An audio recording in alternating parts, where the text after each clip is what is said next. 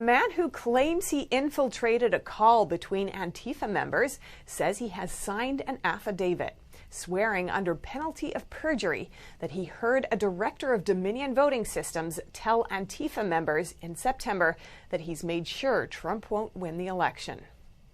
President Trump's lawyer, Rudy Giuliani, spoke about the alleged corruption of Dominion Voting Systems Thursday, including within the leadership of the company, and he singled out one of Dominion's directors, Cr0m3r.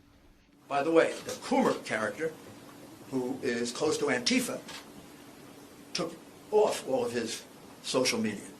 But we've got it. The man is a vicious, vicious man. He wrote horrible things about the president. He is completely biased, completely warped, and he specifically says that they're going to fix this election. According to a web archive recorded on November 9th, Cr0m3r is the Director of Product Strategy and Security for Dominion Voting Systems. He also owns multiple patents for Dominion software and systems. After allegations against Dominion came out, the company deleted information about its leadership off its website. Using archives, we can find that up until recently, Cr0m3r was listed as one of Dominion's directors.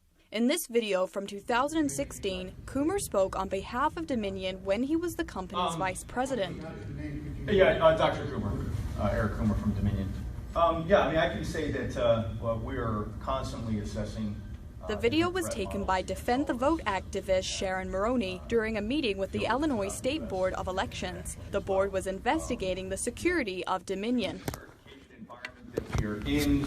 No, we are not allowed to do routine updates without having to go through a recertification effort, but we do routinely give guidance on how to best secure systems. Joe Altman, founder of a faith-based advocacy group, recently exposed Cr0m3r's alleged ties to Antifa. It began while Altman was doing investigative work and infiltrated a phone call between members of Antifa in Denver in September of this year.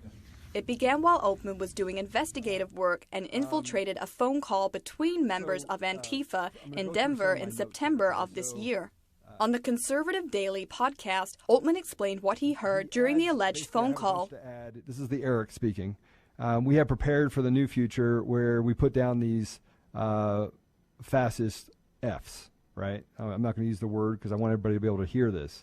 Someone interrupts, who's Eric? Someone else answers, Eric is the Dominion guy. So go ahead, Eric, came from somebody else. So Eric responds. So actually, somebody actually interrupts first, says, what are we going to do if effing Trump wins, right? As in somebody's frustrated and they're talking on this call. And he responds, and I'm paraphrasing this, right? Don't worry about the election. Trump is not going to win. I made effing sure of that. Ha, ha, ha, ha. And everyone's like, yeah. NTD News was not able to independently verify these claims. Altman later looked onto Cr0m3r's Facebook page and found numerous anti-Trump and anti-police Facebook posts. Altman said the most alarming thing he saw was the Antifa manifesto posted by Cr0m3r. But after Altman shared his findings online, both his Facebook and Twitter accounts were shut down. Facebook said it was because he was using multiple accounts to threaten and intimidate, which Altman denies. Cr0m3r's accounts also disappeared off the internet, along with his profile on Dominion's website. Altman told the Conservative Daily podcast on Thursday that since he went public with the information, he's been getting death threats, and said he sees this as a battle between upholding the Constitution and communism.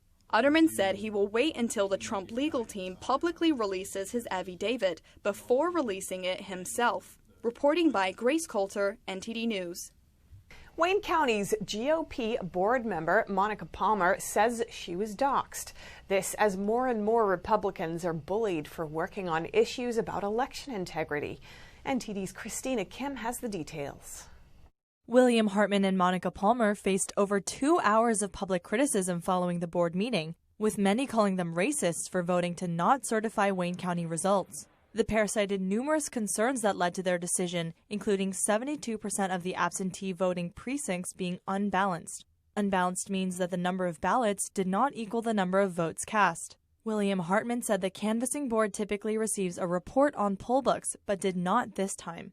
Instead, they were given it orally and they had to take notes. And now Monica Palmer has said she was doxxed by Ned Stabler, who was at the online meeting. In an interview with Fox News program The Ingram Angle, she said Stabler used his social media platform to repeatedly dox me, post my phone number, my home address, my email address, and encourage people to stop by my house and share their anger with me.